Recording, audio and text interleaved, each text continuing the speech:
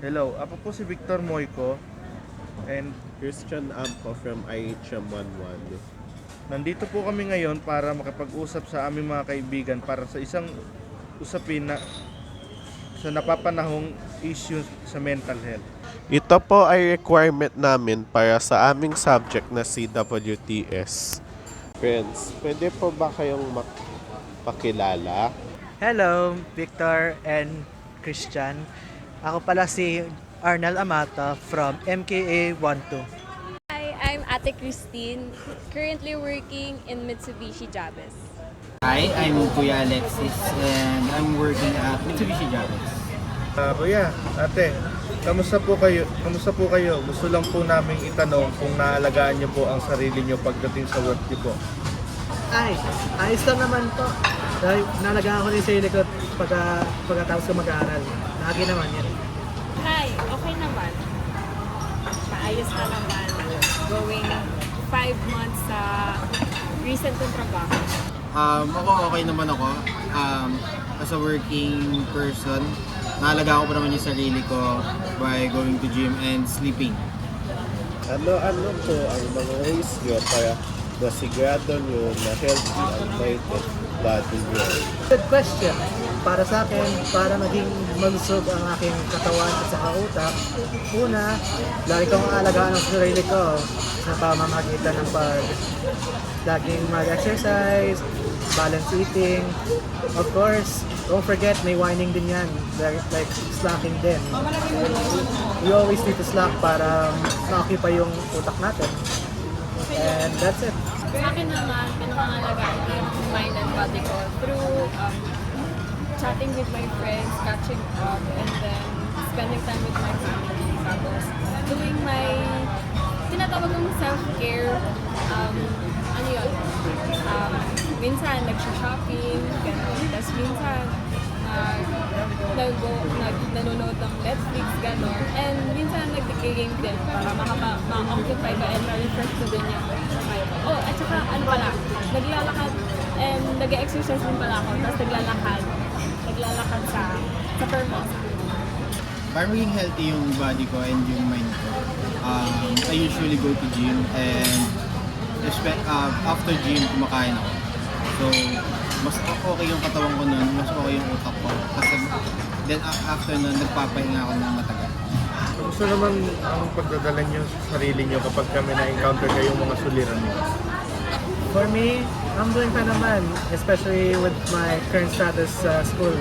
So let's say, kung nagkaroon man ako ng problema, I just either find someone to help me, mostly consult yung kaibigan ko o kaya mga magulang ko.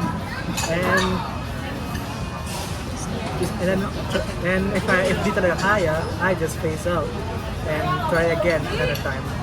If ever man meron akong naharap na challenges, ang ginagawa ko lang is simple lang. Parang nagsiself-reflect muna ako and then nagsisik ng advice to my relatives, my friends, gano'n. Kung ano ang best na gawin dun sa situation na yun para malagpasan ko siya. Or to ma-countermeasure mo yung problem na hindi siya mag-worsen or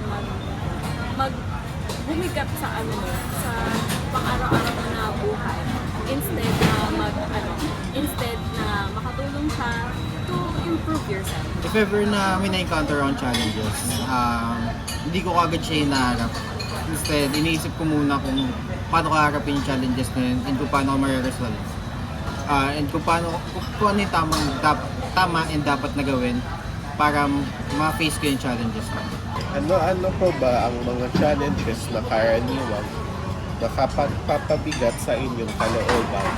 Para sa akin, ang challenge na nakakapagbigat sa aking mind is mainly heavy workload of assessments because yun yung laging nag-slow down sa akin pagdating sa pagkakilos ko. Since recently, first work ko sa Mitsubishi, ang na-encounter kong challenges recently is yung mga ngapa. Siyempre, first work, wala ka kahit anong idea kung paano mag-work sa isang leadership gano'n. Tapos, ang foundation mo lang is yung mga natutunan mo through sa school. Ganon.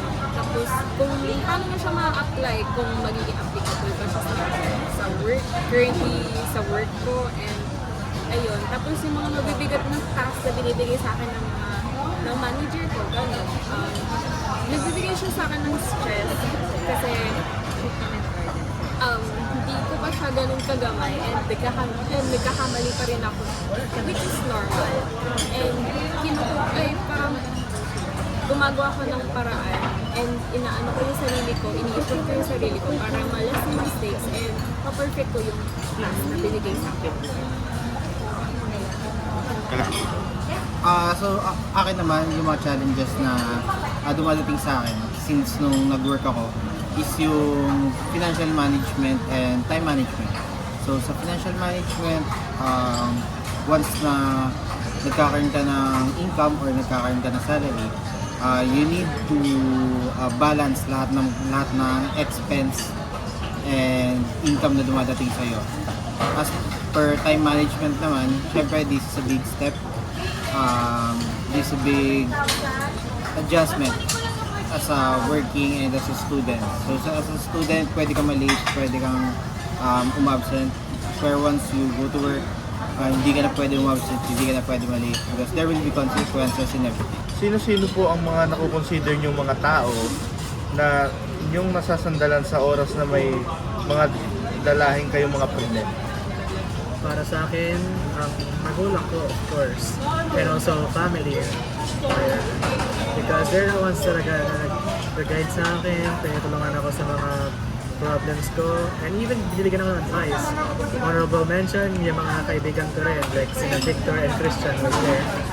They're the ones who were always with me, starting from day one pa lang. And I really live it up to them. First, yung mga taong sinasandalan ko every time na meron akong na-encounter na problema sa life ko is yung family ko, especially yung mother ko. Kasi siya yung laging kung napagsasabihan, nabibigyan niya ng advice, gano'n. And secondly is yung friends ko. Sila yung malapit sa akin, closest ko, simula ng college, nakakasama ko sila. And hanggang ngayon, napagsasabihan ko pa rin sila mga problems ko. And na-share namin yung mga happiness and sadness through ups and downs. Yun, nagkasama pa rin kami. And especially yung relatives ko, kahit malayo sila, napagsasabihan ko pa rin. And I keep them updated lagi sa life ko. Same as them. So yung mga person na nakakausap ko once na may na-encounter ako na problem, first yung family ko. Kahit anong problema yan, pwede ko sila sabihan. Pero syempre, may mga times na may hindi ako pwede sabihin sa kanila. And dun papasok yung second ko na friends. May mga na-encounter ako sa buhay na sila lang yung pwede makalam. Na sila lang yung pwedeng makapag-relate sa kanila. Sa mga tao, kung maraming dalahin sa buhay, kagaya ng mga napapabalita sa social media, ano po ang maipapayo nyo sa kanila? For me, ang advice na pwede ko mabigay sa kanila is do not take the people's comments too personally. Because first off, it's just people on the internet. They're not as harmful as in real life. Like they're the ones na targeting ka talaga. They're just like online lang. They're just baiting you to get a rise out of you. So if that happens, just ignore their comments, or rather, just don't respond at all because they'll just get the satisfaction that they wanted. So if that happens, boom, ignore, and ignore. For me, ang maipapaya ko lang sa mga may tao, mga may dalahin, don't focus on the negative. Huwag mong i-devour yung sarili mo or kainin yung sarili mo or i-feed yung sarili mo utak sa negative side ng life or sa social media. Because social media is just a virtual world na parang pinapakita lang niya yung perfection lang niya and not yung flaws behind it. So, ang maipapayo ko lang doon is focus on the positive. Dahil yung mga taong nagsasabi sa'yo ng mga negative sa social media is hindi naman nila alam yung full story ng buhay. So, what I suggest or what I can advise is medyo yung mga friends mo, family mo, relatives mo, rely on them. And yun, don't read too much kasi makakasama siya sa'yo. And if you have time to take off on your phone, mas maganda kung labas ka, touch some grass, and breathe some fresh air. Yun lang. So yung advice ko sa mga tao na may hinaharap na problem ngayon is if ever na may hinaharap kayo na problem, before you do something, think muna. Because we never know kung yung gagawin mo ba agad na hindi mo pag-isipan is tama or mali. Let's say na kung sa tingin mo tama siya nung time na yon, iba yung magiging effect niya pag nagawa mo na siya. Hindi ka tulad pag nag-isip ka muna bago mo siya gawin. Alam mo kung ano yung magiging outcome, alam mo yung magiging next step mo.